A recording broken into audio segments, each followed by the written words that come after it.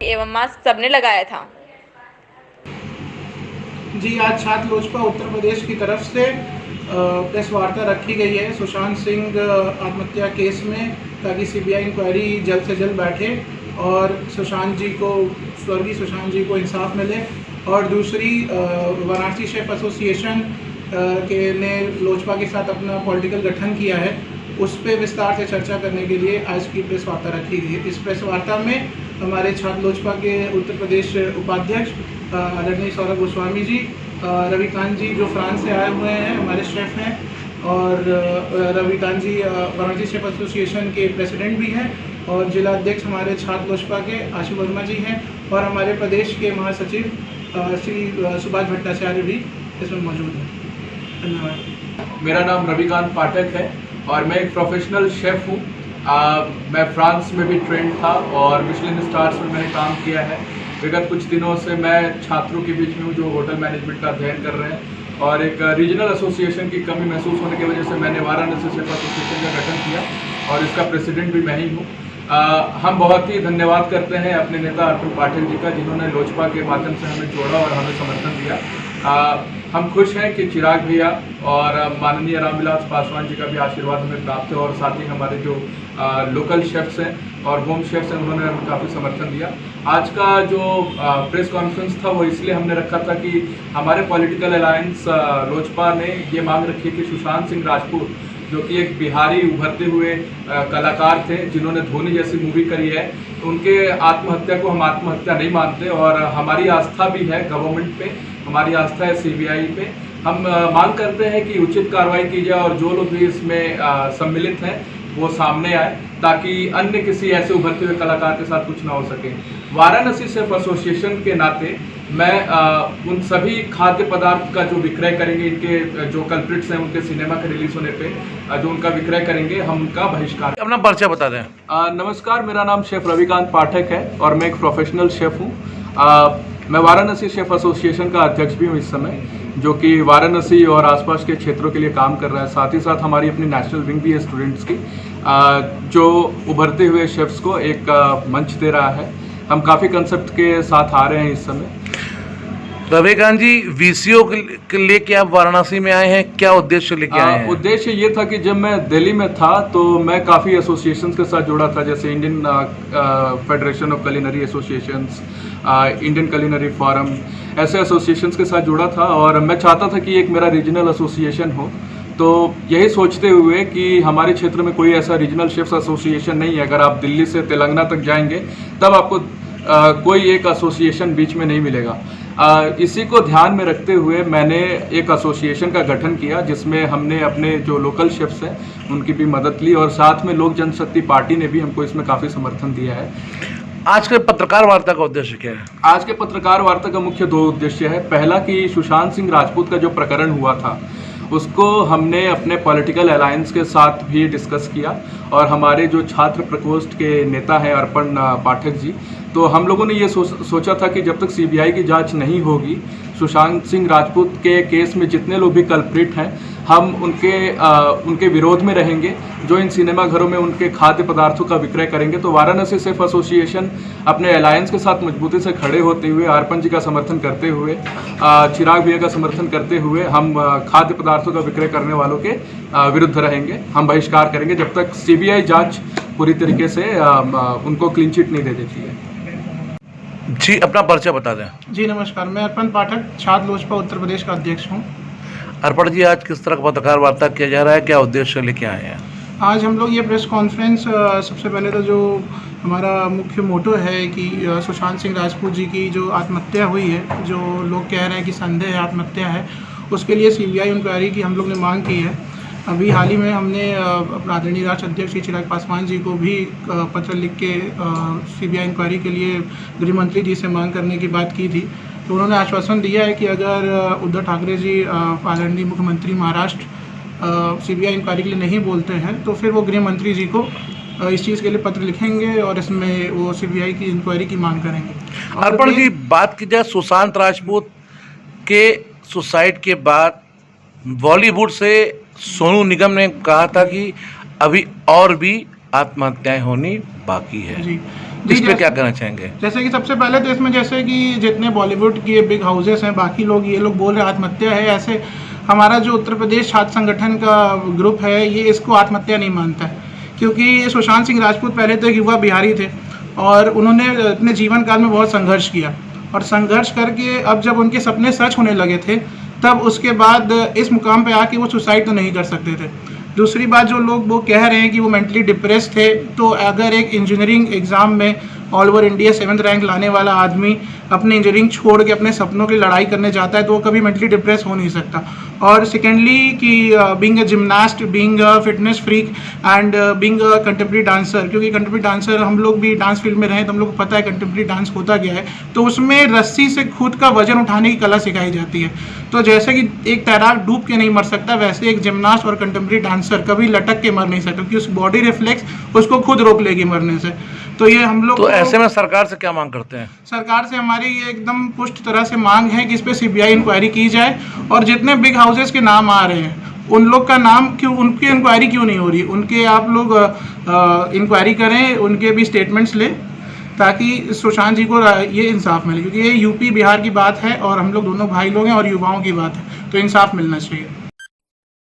संतों के चरण का अनुगमन करने से बेहतर है कि संतों के आचरण का अनुसरण करें, जिससे लोक परलोक दोनों ही संवर जाता है। यह उद्गार गुरु पूर्णिमा के पावन अवसर पर अंतर्राष्ट्रीय ख्याति प्राप्त वक्ता राघव ऋषि ने कहे। ऋषि आश्रम के YouTube चैनल के माध्यम से भक्तों को संबोधित करते हुए राघव ऋषि ने कहा कि मानव जीवन में माया का प्रभाव मनुष्य के जीवन पर सर्वाधिक होता है। सिर्फ एक सद्गुरु ही उसे समस्त माया से मुक्ति दिलाकर सन्मार्ग पर ला सकता है। गुरु द्वारा दिया गया मंत्र ही कोरोना जैसे संक्रमण से लड़ने और उससे बचने का सबसे उपयुक्त साधन है। इसके पूर्व राघव ऋषि द्वारा सुंदरपुर नेवादा स्थित ऋषि आश्रम में प्रातःकाल ऋषि पीठ का पूजन किया गया। तत्पश्चात उपस्थित शिष्यों द्वारा राघव ऋषि का पूजन किया गया। इस दौरान ऋषि आश्रम के देश विदेश के भक्त गुरु का ऑनलाइन दर्शन कर खुद को कृतार्थ करते रहे। पूजन में सौरभ ऋषि, मनोज कुमार ओझा आदि शामिल रहे। सुखी बनाने का सर्वांगीण कल्याण का मार्ग जो विगत 1 वर्षों से मैं बताते आ रहा हूँ कि 23 जनवरी 2020 से जो शनि मकर पर आएगा वह जिनका शनि दूषण होगा उन सब के लिए घातक होगा। से मकर पर आया, उसके 1.5 महीने पहले संधि हुई, नवंबर का अंत समय से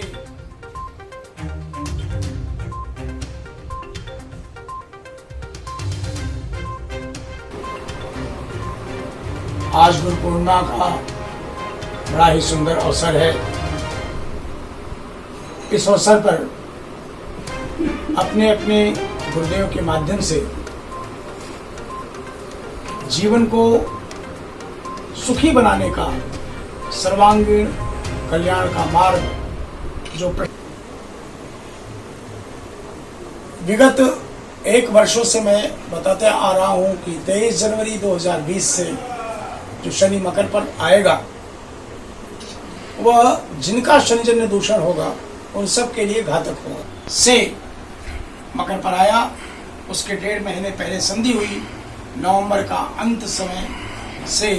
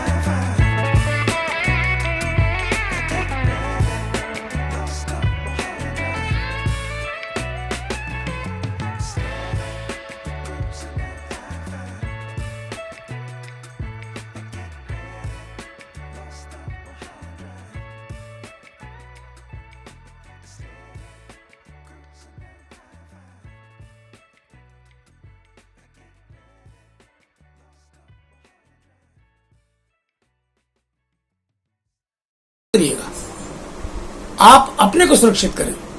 जब आप हवाई यात्रा में होते हैं, सबसे पहले कहा जाता है ऑक्सीजन मास्क अपने आप लगाइए, बाद में दूसरे की सहायता करिए। आप आराधना के एक बहुत बड़े सुरक्षित अवधि के भीतर आकर के, सुरक्षित व्यवस्था के भीतर आकर के और जीवन को आगे बढ़ाएं। तो ये उदाहरण है ऋषि सेवा समिति जो भारत के 16 राज्यों में स्थित है, अनेक हजारों लोग जुड़े हैं। एक भी साधक की कोरोना के कारण मृत्यु नहीं हुई है, ये जान के आपको आश्चर्य होगा। एक भी साधक की। एकाध परिवार दूषित हुए, वो भगवती महालक्ष्मी की कृपा से वो ठीक हो गए। मैं पुनः इस गुरु पूर्णिमा के अवसर पर आप सभी को बहुत मंगल कामनाएं देना चाहता हूं। आपको जो गुरुदेव ने मंत्र दिया, कोई समस्या है, आपका ऋषि आश्रम है, उसके माध्यम से सभी की सेवा हो रही है। मैं सभी को मंगल कामनाएं दे रहा हूं। बोलिए नारायण भगवान की जय। सवाल बीच में अभी कि निराशा के भाव या इस तरह के संकट काल में क्या करें? आपने बता दिया कि अपने गुरु का दिया हुआ मंत्र ही सबसे बड़ा आश्रय है।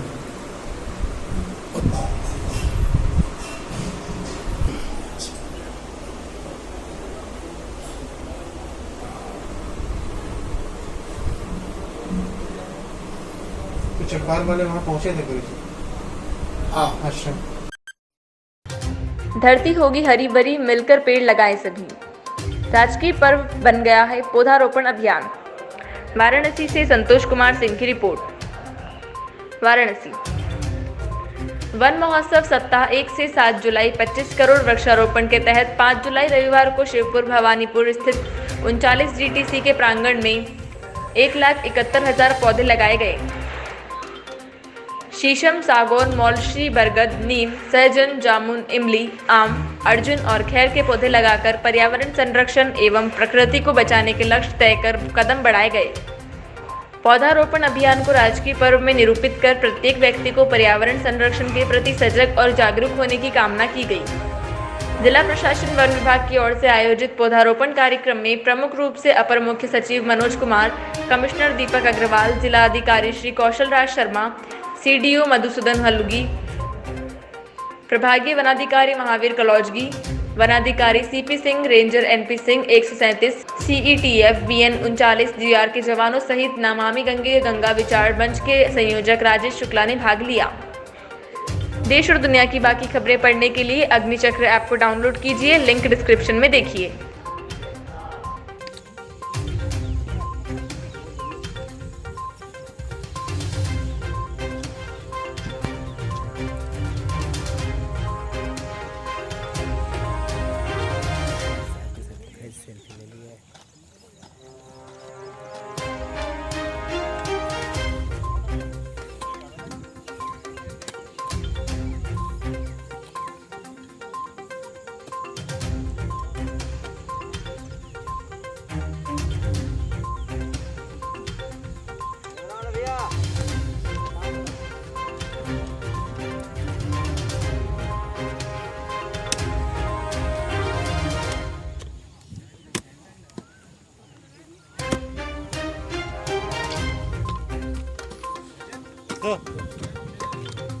Sir.